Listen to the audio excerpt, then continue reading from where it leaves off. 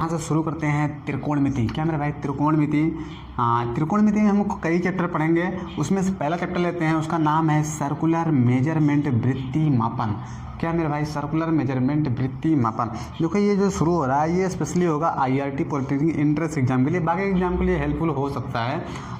तो हम शुरू करते हैं। देखो सर्कुलर मेजरमेंट क्या होता है, देखो सबसे पहले हमको कोण समझना पड़ेगा। क्या समझना पड़ेगा? कोण। कोण क्या होता है अर्थात एंगल क्या होता है। देखिए जब दो रेखाखंड, एक रेखाखंड ऐसे, रेखा इसलिए नहीं बोल रहे हैं कि रेखा की लंबाई कितनी होती है, इनफाइनाइट होती है। जब दो रेखाखंड किसी पॉइंट पे कट करे, प्रतिच्छेद करे, तो उनके बीच का जो जगह होता है वही क्या कहलाता है? कोण कहलाता है, एंगल। अगर ये आगे बढ़ा दिया जाए तो यहाँ पर भी कोण बनेगा, ये आपस में बराबर हो जाएगा शीर्षाभिमुख के कारण। अगर इसी रेखा को इधर बढ़ा देंगे तो यहाँ पर भी कोण बन जाएगा मेरे भाई। क्या बन जाएगा? यहाँ पर भी कोण बन जाएगा। तो इसी कोण को मापने के लिए हम लोग कुछ पद्धति का प्रयोग करते हैं। उनमें से स्पेशली 3 पद्धतियाँ हम लोग को पढ़ना है। कितनी पद्धतियाँ? 3 पद्धतियाँ पढ़ना है। कौन कौन? सबसे पहला हमको पढ़ना है सटीक पद्धति। क्या मेरे भाई? सटीक पद्धति। ये पद्धति है क्या? इसी कोण का, ये जो कोण का नाम है, मान होगा, इसको नापना है। तो क्या है? सटीक पद्धति। ये पहला हो जाएगा। दूसरा इसमें आ जाएगा सटीक। ध्यान दीजिएगा, बहुत छोटा छोटा शब्दवा एक जैसा लगता है। सटीक पद्धति हो जाएगा ये। और इसमें तीसरा आता है सर्कुलर वृत्ति मापन। क्या होता है मेरे भाई? वृत्ति मापन होता है इसमें तीसरा, इसे कहते हैं सर्कुलर मेजरमेंट। तो इसके बारे में देखते हैं। तो सटीक पद्धति क्या होता है? इसमें जो होता है ना, एक समकोण जो होता है वो 90 डिग्री के बराबर होता है। किसमें? सटीक में। और इसका एक जो डिग्री होता है वो 60 मिनट के बराबर होता है। कितने के? 60 मिनट के बराबर। और इसका जो 1 मिनट होता है वो 60 सेकंड के बराबर होता है। तो ये चीज़ याद रखिएगा, किसमें? सटीक पद्धति में। यही वाली पद्धति हम लोग यूज करते हैं। एक होता है सटीक पद्धति। क्या होता है? सटीक पद्धति। इसमें जो एक समकोण होता है वो 100 ग्रेडियंट के बराबर होता है। किसके बराबर होगा? 100 ग्रेडियंट के बराबर होगा। और इसका जो एक ग्रेडियंट होता है वो 100 मिनट के बराबर होता है। कितने भाई? 100 मिनट के बराबर। और इसका 1 मिनट जो होता है वो 100 सेकेंड के बराबर होता है। याद रखिएगा, किसमें? सटीक पद्धति में। एक समकोण 100 ग्रेडियंट, एक ग्रेडियंट 100 मिनट के बराबर होता है और 1 मिनट 100 सेकंड के बराबर होता है। जो वृत्ति मापन होता है इसमें कुछ ऐसा नहीं होता है। ये एक्चुअली होता है, इसका डिफिनेशन आपको याद करना पड़ेगा। देखिए एक हम वृत्त ले लेते हैं सिंपल सा। वृत्त में एक सेंटर होगा, बिना सेंटर का वृत्त बनेगा नहीं ना, बन सकता है। तो इसमें रेडियस भी होगा, 2 रेडियस ले लेते हैं। ये जितना रेडियस है, ये देख रहे हैं, ये रेडियस जितनी लंबाई का है, इस पॉइंट से उतना लंबाई इसकी परती पे चलते हैं। मान लो यहाँ तक आ गया, जितनी लंबाई का ये रेडियस है उतना इसकी परती पे हम चलते हैं, यहाँ तक आ गया। उसके फिर उसके सेंटर से मिला देते हैं, तो इनके बीच का जो एंगल बनता है वही कहलाता है 1 रेडियन।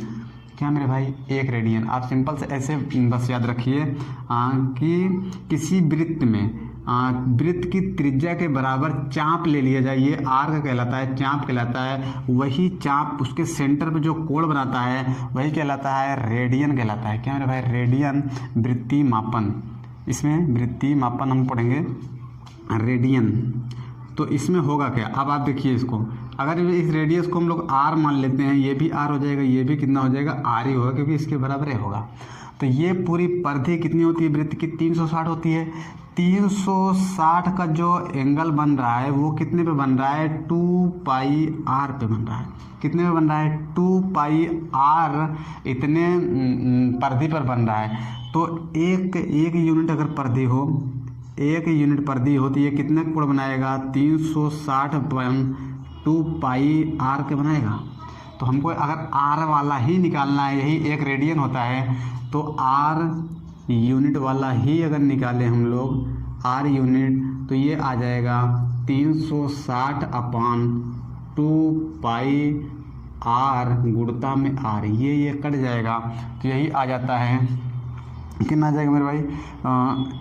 1 यूनिट बराबर आ जाएगा 360 बटे 2 पाई, इसी को हल कर देते हैं तो आ जाता है पाई रेडियन बराबर 180 डिग्री। कितना आ जाएगा? पाई रेडियन बराबर 180 डिग्री। याद रखिएगा, एक पाई रेडियन में 180 डिग्री होता है, एक रेडियन बराबर निकालेंगे तो 180 बटे पाई डिग्री आ जाएगा। यहीं से एक डिग्री बराबर निकालेंगे तो पाई बटे 180 रेडियन आ जाएगा। याद रखिएगा, जब हमको बदलना होगा डिग्री से रेडियन में, रेडियन को डिग्री में, तो ये यूज करेंगे। तो ये 3 पद्धतियाँ हैं। इसी में क्या करते हैं, एंगल को नापते हैं। तो ये हो गया। इसके अलावा हम लोग और आगे बढ़ते हैं। देखिए, इस चैप्टर में हम लोग को बहुभुज के भी बारे में पढ़ना होगा। बहुभुज क्या होता है? देखिए, इसमें लिखा है बहुभुज।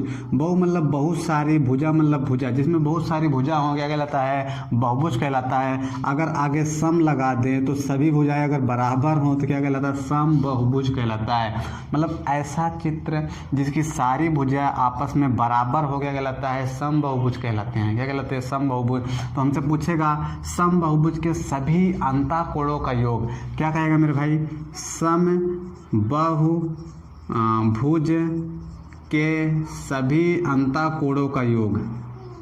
तो जब सभी अंतःकोणों का योग पूछे तो हमें फार्मूला लगाना है 2n-4 एक समकोण। आप 2 बार बोलिए, याद हो जाएगा। क्या बोलना आपको? 2n-4 एक समकोण, 2n-4 एक समकोण, आपको याद हो जाएगा। ये क्या हो जाएगा? क्या निकल के आएगा? किसी भी समबहुभुज के सभी अंतःकोण। अगर हमसे एक अंतःकोण पूछे तो जितनी भुजा रहे उससे भाग लगा देंगे। तो किसी बहुभुज के प्रत्येक अंतःकोण, अगर मुझे प्रत्येक अंतःकोण निकलवाए, प्रत्येक अंतःकोण, तो ये आ जाता है 2n-4 एक समकोण डिवाइड बाई n। यहाँ से क्या निकल कर आएगा? प्रत्येक अंतःकोण। किसमें? किसी बहुभुज के। देखिए, बहुभुज का जो सभी बाह्य कोण होते हैं, किसी भी बहुभुज के, किसी भी बहुभुज के सभी बाह्य कोण, किसी भी बहुभुज के आप लिख लीजिए सभी बाह्य कोण कितने के होते हैं? बाह्य मतलब बाहर के जो कोण होते हैं वो होता है 360 डिग्री। कितना होगा? 360 डिग्री। तो एक अगर बाह्य कोण एक पूछे, यानी कि प्रत्येक बाह्य कोण पूछे तो कितना आएगा? प्रत्येक बाह्य कोण आ जाएगा हमारा 360 बटे n के बराबर। तो ये चीज़ हमसे पूछेगा इस चैप्टर में, सवाल में, जब सवाल बनाएंगे तो आएगा। तो इसके बारे में आप जानते रहिए। इसके अलावा ये क्या है? सर्किल है मेरे भाई, वृत्त है। तो वृत्त में ये इसको मिला देते हैं तो ये चीज़ क्या कहलाता है? चाप कहलाता है। आर्क कहेगा इस लंबाई, इस चाप की लंबाई पूछेगा। त्रिज्या दिया रहेगा, है कोण दिया रहेगा। ये रेडियन में दिया रहेगा कोण, याद रखिएगा। किस में दिया रहेगा? रेडियन में। तो एक फार्मूला आपको पढ़े होगे, नहीं पढ़े तो यहाँ पर लीजिए, कोण बराबर चाप बटे त्रिज्या। क्या मेरे भाई? कोण बराबर चाप बटे त्रिज्या। कोण कितने का है? थीटा का है। चाप है l, त्रिज्या r। तो l बराबर निकालेंगे थीटा गुणा r। अब इसी को घुमा घुमा कभी 60 का पूछेगा, कभी 30 का पूछेगा, कभी आधे का पूछ लेगा, 180 का पूछ लेगा। ऐसे हमको अलग अलग करके देगा तो हम अलग अलग इसको बना लेंगे। इससे त्रिज्य खंड, वृत्त खंड बनते हैं। तो इस सब के बारे में हम लोग अगले वीडियो में पढ़ते हैं, नहीं तो वीडियो बहुत लंबी हो जाएगी। हाँ, अभी ये चैप्टर का 1% जाने हैं मतलब बहुत ज़्यादा नहीं जाने हैं, 2-4% तक। अभी इसमें बहुत कुछ जानना है, फिर हम लोग सवाल बनाएंगे। हाँ, धीरे धीरे पढ़ते हैं और तो मिलते हैं।